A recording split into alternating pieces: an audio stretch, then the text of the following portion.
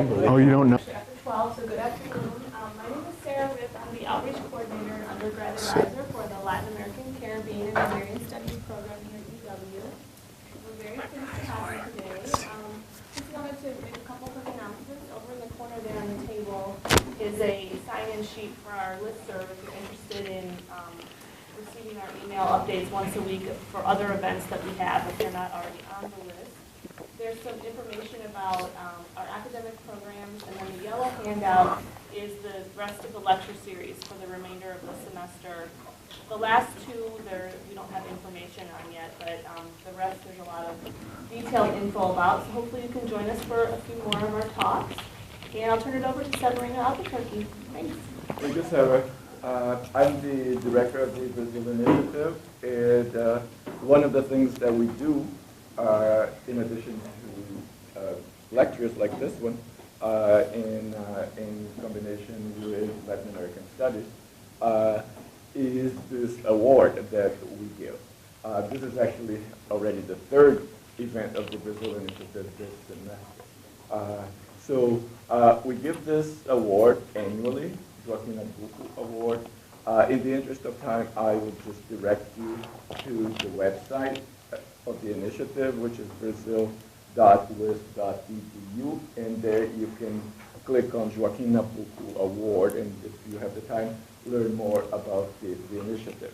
But it is essentially an award for one undergrad and one grad student every year at UW for the best paper written on Brazil, any field that academic year. The donor, the very generous donor, has allowed us to continue for 5 more years. So we are safe until 2017, I think. So take a look at it. It is the price has increased now for both for undergrad and grad.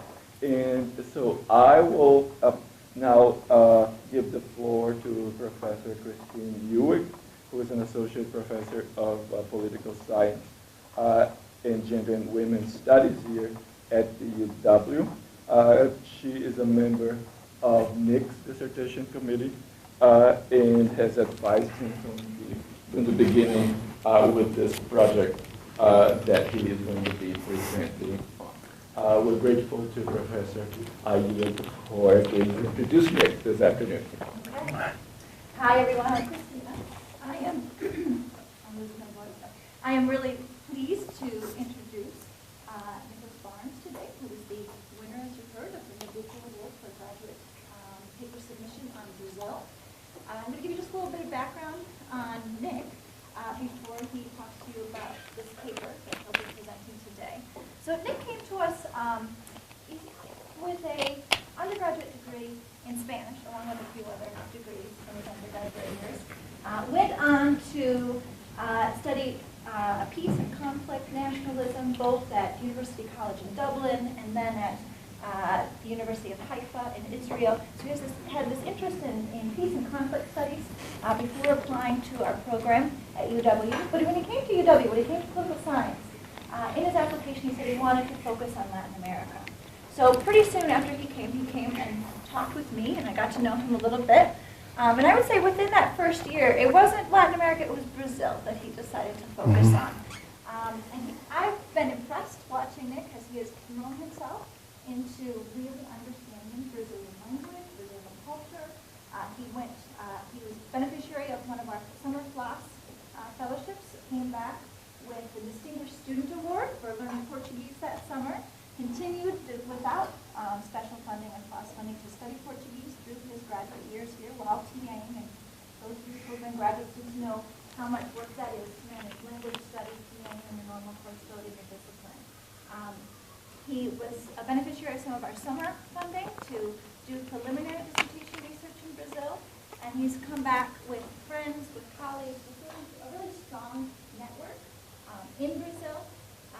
And of course, he dedicated some of his coursework, some of his research and his coursework to Brazil, and that is where this paper comes from. It began as a seminar paper, and he continued to work on it and refine it. And I would believe I think, a very interesting contribution, a new way of looking at the landless movement in Brazil in a way that certainly I had never contemplated thinking about it. And so I think you'll enjoy this presentation. But let me tell you a little bit about where Nick is going. So within about a month, he's going to be off to Brazil for the year. He has funding from the SSRC Democracy, Security, Drugs, Democracy, and Security Fellowship to conduct his dissertation work. This dissertation work is going to go in a little bit different direction, not in the landless movement. Actually, a pretty strongly different direction, but still in Brazil. But I think it nicely combines his background that he came to UW with on peace and conflict studies with his interest in Latin America and Brazil. And he's going to be looking at gang governance, and specifically the use of violence in gang governance in the favelas of Rio de Janeiro. So I expect that to be an important dissertation, especially given what we know about the growing effects of gang violence across the region, not just in favelas like Brazil. So let Nick tell us about this research. Thank you very much. You know, it's funny hearing your personal history told back to you, that like all the decisions you make don't seem to make that much sense when you're making them. It's just sort of dumb luck and happenstance that you come to study the things that you do, I find, more often than not. But we'll accept that version of it. Yeah, so maybe a little bit about this project in particular. I had come to UW-Madison in political science through identity work and nationalism and peace and conflict studies. And then I continued to go down that line in a social identities coursework or seminar with one of the faculty members in political science. But by this time I had started to study Latin America and Brazil. So, and the landless movement really interested me. Rural violence and conflict over land specifically interested in me for a while. So but I wanted to look at a specific identity group. And the more I read about the MST, the more, especially their history, the more I sort of realized that there are these religious aspects, religious identification processes that they use within the organization that I think are more important than maybe the literature leads on. So that's where this began. And then I spent 10 dark and cold days in one of the libraries looking over microfilm from one of their journals where I got the bulk of the data from. So that's sort of the beginning. Even though this project, I've moved on to other projects, I'm still interested in this and hope to continue to work on this paper and maybe submit it to a journal. So maybe first a little bit about the Brazilian historical context for those who aren't aware how the MST first formed. One, in Brazil, there's massive land inequality, one of the most unequal countries when it comes to land distribution. About 1% of the population owns 47, or about half of all land. The top 10% owns about 85% of all land. And this is a legacy, really, of colonialism. And there was no real land redistribution after independence in the subsequent 200 years, even through democracy, right? Or democratization. And the second is at least in the formative period of the MST, is you have military dictatorship from 1964 to 1985. During this period, there's little opportunity for the marginalized, the rural poor to really organize. And in addition, during this era, you have the industrialization of the agricultural sector. So instead of redistributing land to individual farmers, they're making conglomerations and corporations to try to grow as much food for as cheap as possible. So with these other two elements, you have the confluence of the third, and that is this liberation theology in the Catholic Church. So after the Vatican II Council, the Roman Catholic Church made some more progressive reforms to the institution, such as masses were now held in vernacular instead of Latin. They desacralized the clergy. And so with this sort of progressive move, a lot of clergy within Latin America especially came to subscribe to this liberation theology, which sort of holds that, essentially it's the reinterpretation of the teachings of Jesus Christ through the eyes of the poor, right? And so they look to advocate for these previously marginalized or historically marginalized populations, and they really want to change the Catholic Church from a very hierarchical institution into a community-based, decentralized one. So they organize these ecclesiastical-based communities throughout many communities, especially in Brazil. And again, liberation theology is not something just reserved for Brazil. It happens throughout Latin America. Brazil is one of the countries where the movement is especially strong. So these ecclesiastical-based communities are where communities can come together outside of the specific influence of the church and talk about spirituality, religion, social reform, these sorts of things. So it allows these groups in the rural areas especially to engage in organization, right? Really, that's not really allowed under the military dictatorship. But because it's through the Catholic Church, they have more space to do this. So it's formally founded in 1984. Today it represents 1.5 million members, 350,000 families, and over 2,000 settlements in every state of Brazil. The settlements are squatter settlements. So the way that the MST gains rights to land is on unused land, they'll invade the property and just squat on it until they can gain the rights through the courts. Now, this is not always a peaceful process. Landowners don't particularly like it when a group just sits on their land that's theirs. So they've sent militias, vigilantes, assassins to kill and to remove these people in certain cases. And there's actually quite a lot of violence that still goes on in some of these places. So, and it's in every state in Brazil. The MST has connected itself to powerful political parties. It had an especially close connection to the Workers' Party, the PT, for a long time. Now that the PT is in power, they have, and has sort of moved more towards the center, they have more disagreements with the PT. But nonetheless, there are still connections that remain. They have chapters in other Latin American countries, such as Bolivia, and they've linked themselves to other sort of international reform movements, such as Via Campesina. So an incredibly strong social movement. So regarding these linkages to the Catholic Church in the formation, what's interesting is at the inception, when they founded the organization, they severed all formal ties with the Catholic Church. So the clergy that were supporting and sort of organizing the MST had to make difficult decisions whether or not they were going to sever their own ties with the Catholic Church or stay in the church itself. And many of them did end up severing ties and joining the MST. So the absolute loyalty was demanded from the leadership. Some of the church, okay, so now over time, the Catholic Church has become more conservative in Brazil. Many of the progressive clergy members were replaced with more conservative ones. And so over time, these two, the social movement and the Catholic Church, there's a lot of distance between them now. And a lot of this comes from disagreement over policies on women and children. The movement believes that women and children are essential to the movement itself and should be leaders, and they have a different vision of maybe a family life than the Catholic Church does. And in addition, the group is not shy about conflict with landowners and the government. They're very willing to engage them, not necessarily violently, but they're very willing to criticize them, whereas the Catholic Church wants a more no-conflict, peaceful sort of move towards land reform. Not always possible. So, the Mystica. This is a sort of rather amorphous term for what is essentially the basic rituals and liturgy of the movement.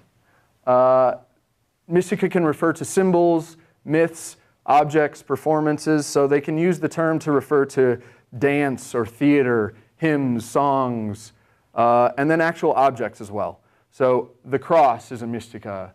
Farm tools, when they use it in these rituals or these religious practices, are considered mystica. The symbol, the flag, hats that they wear. So it's not a real specific term for any of these things, but all of the terms refer to this ritualistic, spiritual aspect of the organization whenever they're using it. The Mystica borrow from a diverse array of cultural sources that include Catholicism, obviously, but also indigenous and slave cultures, millenarianism, and socialist doctrine. So they've sort of borrowed a lot of symbols and myths from a lot of these different roots and sort of combined them into the Mystica.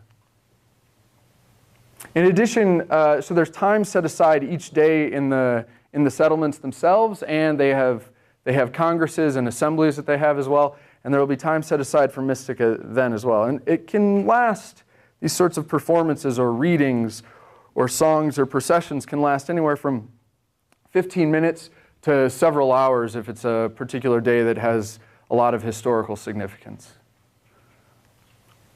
And here I've included some pictures of some of the Mystica. This is either right before or after one of the performances, and the woman is carrying a cross. And we can see in the procession people are singing, and they're carrying farm tools, a hoe, a sickle, more crosses. In the background, you see them all sort of sitting off to the side waiting for the ritual to either begin or it just ended. So we have hoes, sickles, crosses. Here's the flag. And you see the woman standing in front of the man, which I mentioned the disagreement over the role of women in the organization. So you can sort of see it emblematic there.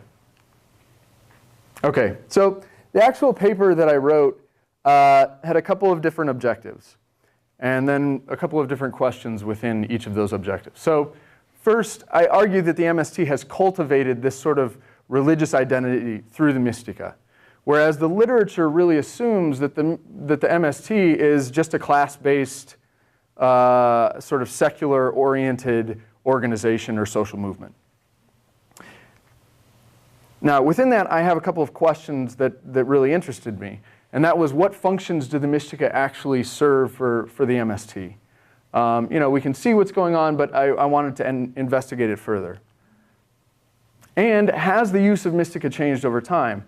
So you might think because they've separated themselves from their real religious roots in the church, that the use of Mystica might decrease over time. They've become more, you know, class-based in essence. And you might think that the Mystica have reduced in their importance for the organization. Or there's also a lot of competition with evangelical Protestants and the Pentecostal church over members, over adherents, because they largely draw their members from the same communities. And those are the poor, the uneducated, indigenous, Afro-descendants, right? So in a very real sense, they're competing for the same two groups, or the same groups of people. So Mystica might be the spiritual element within the organization that really is able to draw people in, right? And in the same way that Pentecostal churches or evangelical Protestant churches have this really spiritual community aspect to them as well. So you might think, well, maybe the use of Mystica has changed over time because of that. So I just wanted to further investigate those possible hypotheses. Now, within my own discipline, within political science, the literature on religion and politics I find to be sort of overly narrow in how they conceptualize and theorize religion and its impact on politics. And I sort of categorize them into two branches or two approaches. And one is the Weberian, and that is that humans are at their core irrational, and religion is this irrational aspect of human beings. And it drives human beings to certain behaviors through the different types of religious ideas they have. Their belief in heaven and hell, in certain deities. So they're really, in this school, they're really looking at the content of ideas, right, that any religion may have. And so the questions they ask are, what do members believe? And then they look at the impact on politics by how people behave because they believe these things, right? So in the second is the political economic approach to religion. And this approach believes that humans are at their core rational. And so when people become religious, it's because churches or religious organizations offer them things, right? They offer them maybe safety or some sort of resources, right? And so this really focuses on religious leaders and organizations in what they call the religious market, right? Supply and demand, people who want religion, and then the people who are going to provide it. And the questions they ask are, how do churches get adherents? How do churches get members? And what do they give them to get them to be members, right? And they don't really look at the content of the ideas very much. So what I'm proposing is a third sort of approach, and this derives from Durkheim's work. And he says that religion is at its core a social phenomenon. You can't really study it on an individual basis. Religion only exists in communities or groups, right, from their core. And it serves 4 specific functions for these communities or groups. The first is cohesion, right, the creation of strong communal bonds. The second is vitality, the cultivation of energy and spirit for the community. The third is euphoria, the creation of feelings of happiness and effervescence. And then discipline is the last, and that's the administration and enforcement of sort of behavior, right? What people are supposed to be doing and not supposed to be doing. So when he writes that the rites, and I've included the mystica there, are a manner of acting which take rise in the midst of the assembled groups and which are destined to excite, maintain, or recreate mental states in these groups, right? So if you think about that in the context of the other 2 approaches, it's not just the content of ideas or the rational incentives that people have to join the groups, but it's the communal experience itself, right? It's the practices and symbols and mythologies that shape the experience of someone being in the MST that I think is essential to understanding the group. So the methodology. Now, studying the MST is a difficult task because it's huge, it's massive. It's in every state in Brazil, 1.5 million members, and it's existed for the last 30 years. So I thought that the best way to try to analyze the progress of the group, the use of the Mystica, would be through some of their writings, right? Their journals that they've maintained from the beginning of the organization. And their main journal is this Jornal Sem Terra. And it's published monthly since the early 1980s. The readership is large with over 20,000 issues. And they read these out loud in many of the settlements. And it's written by and for members. So it's not only an editorial or journalism staff that writes this, they also accept letters, and they have people from the settlements themselves who submit articles. In addition, it's the major source of ideology and identity content that the organization really puts out. And they've increased, they have other journals now in the last few years in addition to the Jornal Sem Terra. They have one for children, they have one for a variety of different, but I just focused on this one in particular. And this is the cover of one of the months.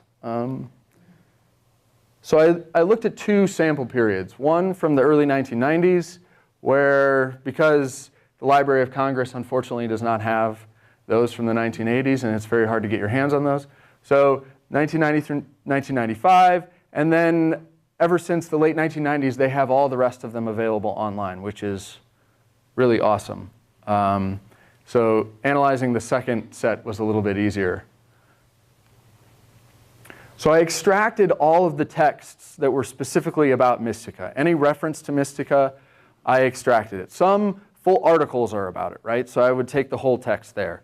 Other texts, they'll be talking about something that was happening in one of the settlements, and they'll reference Mystica, or they'll just talk about it for a sentence or a paragraph. I would extract that paragraph or that sentence, right? Because I really wanted to get the local context of what they're talking about when they're talking about Mystica, why it's used, and how people think and write about it.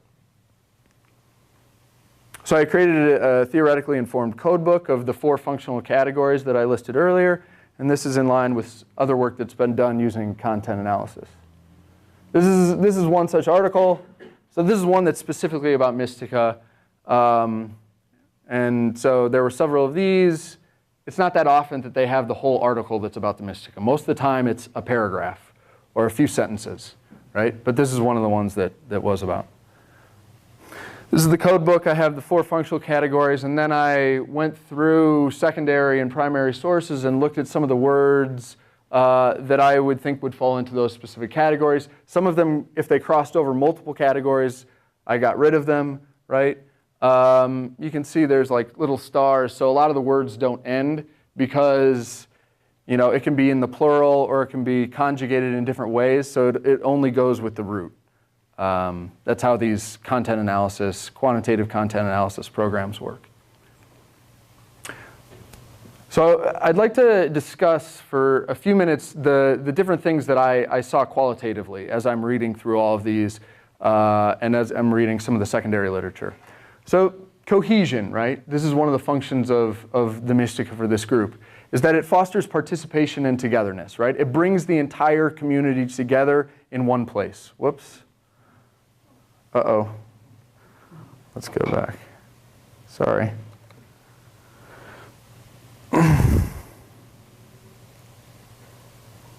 Oh no. What did I do? I have in there, but maybe I can leave them for the very end. So I was going to talk about the four functions that the Mystica serves. So the first is this cohesion, right? And this fosters participation and togetherness in the community.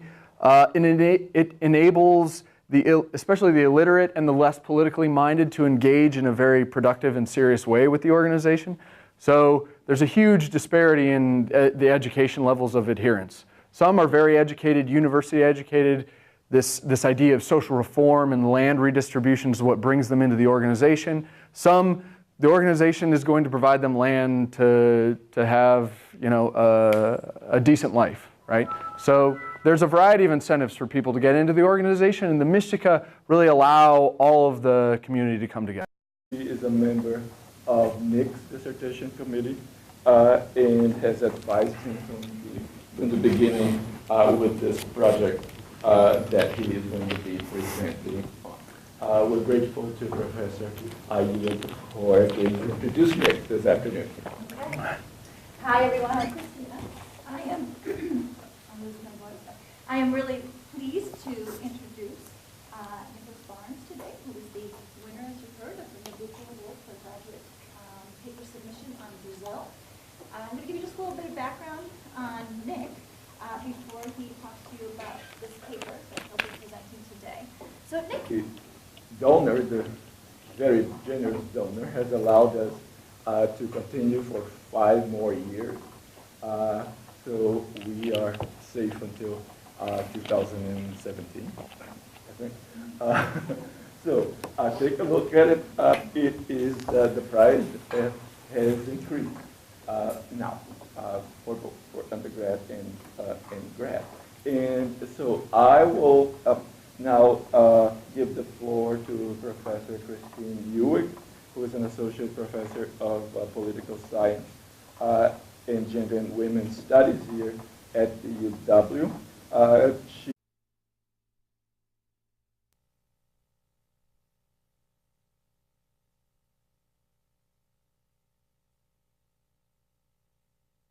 Oh, you don't know? After 12, so good afternoon. My name is Sarah Riff. I'm the outreach coordinator and undergrad advisor for the Latin American, Caribbean, and Hungarian Studies program here at UW. We're very pleased to have you today. Just wanted to make a couple quick announcements. Over in the corner there on the table is a sign-in sheet for our listserv if you're interested in receiving our email updates once a week for other events that we have if you're not already on the list. There's some information about our academic programs, and then the yellow. So we give this award annually, Joaquim Nabuco Award. In the interest of time, I would just direct you to the website of the initiative, which is brazil.wis.edu,